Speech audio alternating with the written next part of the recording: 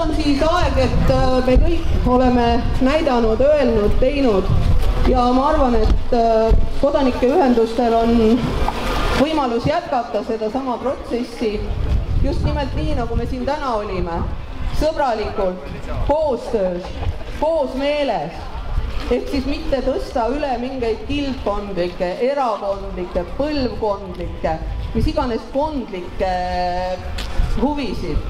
Eesti vajab teadlikku muutust. Minult on mitmed inimesed küsinud, et mida ma saan teha? Mida ma saan teha? Mina olen kõigile vastanud. Märka.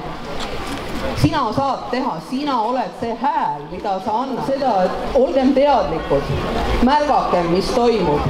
Kõik muutused algavad meist endast. Kui me leiame ise endast selle kooskõla, koosmeele, Eesti meele, siis ei saa nad meile teha, siis ei saa sõita üle meie peade. Ei saa teha otsuseid, mida meie ei taha, sest meie olemegi see võim siin riigis. Teadvustagem seda endale. Aitäh!